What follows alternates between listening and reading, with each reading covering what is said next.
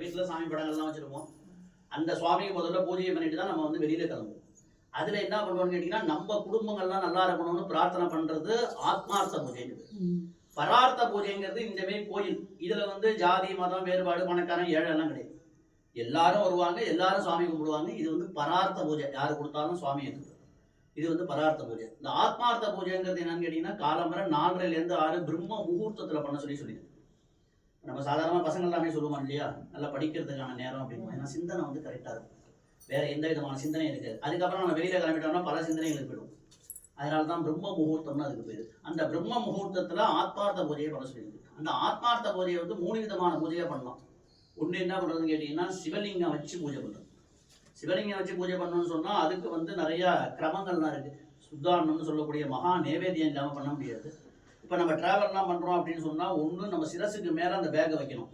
அப்படி இல்லைன்னு சொன்னால் நம்ம மடியிலையாச்சும் வச்சுக்கணும், கீழே நம்ம வைக்க முடியாது. இப்போ நம்மலாம் துணியெல்லாம் வச்சுருக்கும் போது என்ன பண்ணுறோம்னா, நம்ம உட்காந்துருக்கிறதுக்கு கீழே தள்ளி விட்டுருவோம். அதேமாரி வைக்க முடியாது, ஏன்னா சுவாமி இருக்காரு இல்லையா. அதனால அது வந்து ஸ்ரத்தையாக பண்ணக்கூடியது அந்த லிங்கம் வச்சு பூஜை பண்ணுறது. அதுக்கு அடுத்தது என்னன்னு கேட்டிங்கன்னா, சந்தனம் வச்சு பூஜை பண்ணுறது. அது என்ன பண்ணணும்னா, பூஜையெல்லாம் முடித்தோம்னா அந்த சந்தனத்தை வந்து ஹிருதயத்தில் சம்யோஜனம் பண்ணிக்கிறது. அதுக்கு அடுத்ததாக மணலை பிடிச்சி வச்சு எந்த இடத்துல இருக்கோமோ அந்த இடத்துல எந்த தீர்த்தம் விசேஷ தீர்த்தம் இருக்குது. இப்போ கடற்கரைக்கு போகிறோம்னா அந்த கடற்கரை ராமேஸ்வர சுவாமி இருக்கு பார்த்தீங்களா, அதேமாரி கடற்கரை. இப்போ இந்த சுவாமி என்னன்னு கேட்டிங்கன்னா, அந்த மாயத்தில் ஓடுற காவேரியோடைய மணலை பிடிச்சி வச்சு பூஜை பண்ணுறீங்க. அப்போ தேவேந்திரன் என்ன பண்ணுறாங்கன்னா, அப்படியே வந்துட்டு இருக்கிற சமயத்தில் அந்த பிரம்ம முகூர்த்தம் வந்துடுறது. சரி, சிவ பூஜை பண்ணணுங்கிறதுக்காக அந்த காவேரியில் உள்ள வெண் மணலை பிடிச்சி வச்சு பூஜைலாம் பண்ணுறாரு. பூஜைலாம் பண்ணி முடிச்சுட்டு எல்லா இடத்துலையும் விசர்ஜனம் பண்ணும்போது விசர்ஜனம் ஆகக்கூடிய சுவாமியை வந்து இந்த பூஜை பண்ண உடனே விசர்ஜனம் ஆகலை. அப்போதான் சுவாமி என்ன சொல்லிட்டாருன்னா, இந்த நீரூர்லேயே பிரதிஷ்டை பண்ணு அப்படின்னு சொல்லிட்டார். அந்த ஆத்மார்த்த பூஜை சுவாமி தான் வந்து இந்த மணலிங்கம். இப்போ பரார்த்தமாக இருக்கு. அப்போ தேவேந்திரன் பிடிச்சி வச்சு பூஜைலாம் பண்ணி முடிச்சுட்டு, ஏன்னா பூஜைங்கிறது என்னன்னு கேட்டிங்கன்னா, ஒரு சிவாச்சாரியை மட்டும் பூஜை பண்ணால் அது வந்து முழு பலன் கிடையாது. இந்த இடத்துல உள்ளார வந்து கர்ப்பகிரகத்தில் பூஜை பண்ணுறதுக்காக ஒருத்தர் இருப்பார், ஆச்சாரியம்னு பேர். அவர் என்ன பண்ணால் மௌனமாக பூஜை பண்ணணும். ஏன்னா உள்ளார போனால் அந்த சுவாமி மேலே வந்து எச்சலாம் தெளிக்கக்கூடாதுங்கிறதுக்காக அந்த இடத்துல அவர் வந்து பூஜை பண்ணுறது மட்டும்தான் அவருடைய வேலை. அத்தியானப்பட்டர் அப்படின்னு சொல்லிட்டு இந்த இடத்துல நின்றுட்டு மந்திரம் சொல்கிறதுக்காக ஒருத்தர். அதுக்கு அண்ணாண்ட பார்த்தீங்கன்னா தேவாரம் திருவாசனம்லாம் பாடுறதுக்காக ஓதுவார் மூர்த்தி. அதுக்கு அண்ணாண்ட வந்து மேளம் நாதஸ்வரம், அண்ணாண்ட பரதநாட்டியம், இதேமாரி எல்லாம் சேரும் பொழுது தான் பூஜை. ஆனால் ஆத்மார்த்த பூஜையில் மட்டும் என்னன்னு கேட்டிங்கன்னா, எல்லாத்தையுமே நம்மளே பண்ணிக்கணும்.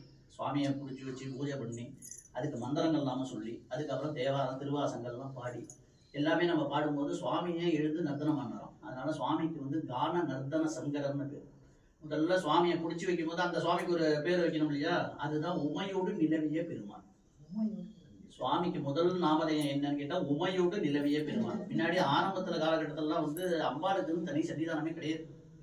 சோழர்களுடைய காலத்தில் தான் வந்து அம்பாளுக்கு வந்து சன்னிதானம் தனியாக வந்தது. அது வரைக்கும் சுவாமிகிட்ட என்னன்னு கேட்டிங்கன்னா, இந்த இடத்துல வந்து 4 விதமான சுவாமி இருக்கு. கீழே உள்ள பாகம் இருக்கு பாருங்க, முதல்ல இப்படி போய் இப்படி முடியும், அது வந்து பிரம்ம பாகம். அதுலேருந்து ஆரம்பிச்சு அடுத்தது ஒரு பாகம் போகும், அது வந்து விஷ்ணு பாகம். அதுக்கு மேலே உள்ளது தான் சிவபெருமான். அந்த கோமுகன்னு சொல்லி இந்த அபிஷேகம் பண்ணி இந்த தீர்த்தம் எல்லாம் போய் இறங்குற இடம் பார்த்தீங்களா, அதில் தான் வந்து அம்பாள் இருக்கா. அதனால சுவாமியை வந்து எப்படி சேர்க்கிறாருன்னா, உமையோடு நிலவிய பெருமான். சுவாமிங்கிறது தனியாக கிடையாது, அம்பாளோட சேர்ந்தே தான் இருக்கு.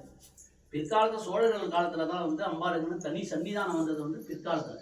அதனால இந்த இடத்துல நம்ம வழிபாடு பண்ணோம்னாலே எல்லா சுவாமியும் வந்து கும்பிட்டதாக இருக்கும். ஏன்னா இவெல்லாம் இங்கே இருக்காங்க போது 33 கோடி தேவர்களும் இங்கே தான் இருக்கு.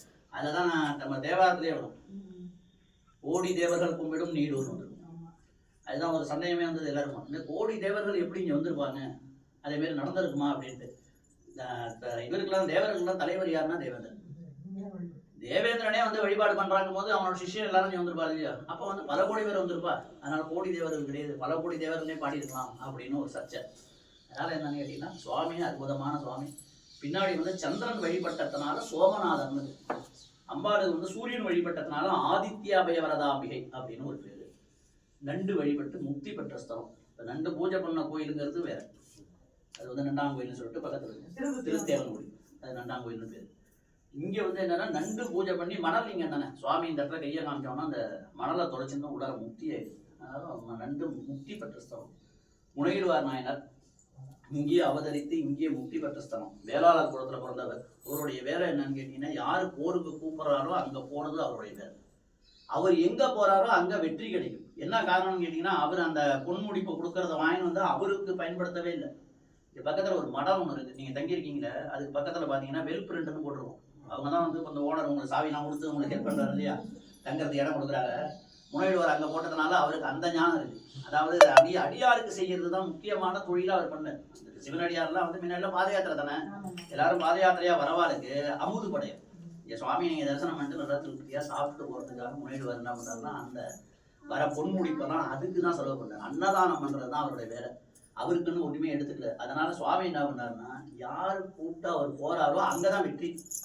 அதனால அவருக்கு என்னன்னு கேட்டீங்கன்னா பொன்முடிப்பு நிறைய வந்தது. ஏன்னா போட்டி நிறைய இருக்கும்போது நிறைய வரும் இல்லையா, நிறைய பொன்முடிப்பு வந்து நிறைய அன்னதானம் பண்ண. பங்குனி மாசம் பூசத்துல முக்தி அடைந்த. அதனால பங்குனி மாசம் பூசத்துல இங்கே குரு பூஜை நடக்கும். மிக சிறப்பான ஸ்தலம். அப்பர் சுந்தரர் 2 பேரால் பாடல் பெற்ற ஸ்தலம். சுந்தரமூர்த்தி சுவாமிகள் இங்கே நீடூரை மட்டும் தனியா பாடியிருக்கு. அப்பர் பாடினது எல்லாமே திருப்பங்கூர் மேவிய சிவலோகனை நிறமாமொழியானை நீடூரானைன்னு சொல்லிட்டு திருப்பங்கூர் பக்கத்துல நந்தி விலகின ஸ்தலம் இருக்கு, அதுவும் பாடல் பெற்ற ஸ்தலம்.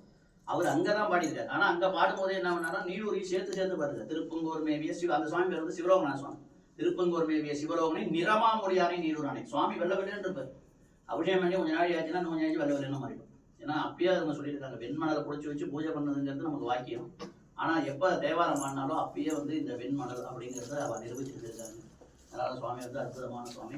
சுந்தரமூர்த்தி சுவாமிகள் பாடல் பெற்ற ஸ்தலம்.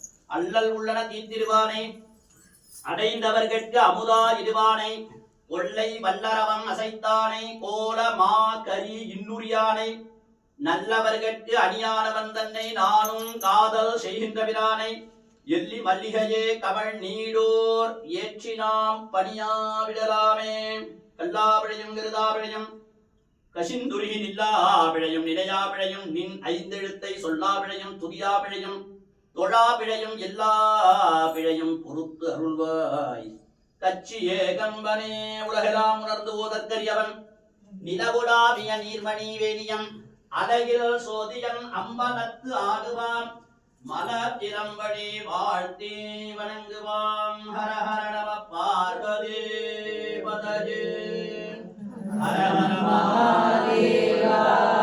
தென்னாடுடைய சிவனே போற்றி, நாட்டவர்க்கும் நிறைவா போற்றி. சோமநாத சுவாமி திருவடி கமலமே போற்றி போற்றி.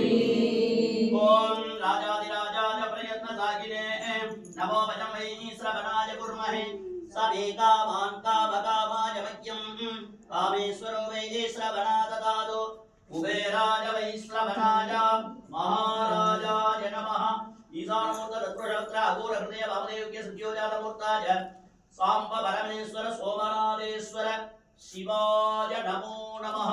சர்வஸ்யாப்யை सर्वप्तजिद्यै सर्वमेव तेनाप्नोति सर्वं जयति जयति जयति. முனையிடுவார் சுவாமி பொற்பாத கமலமே.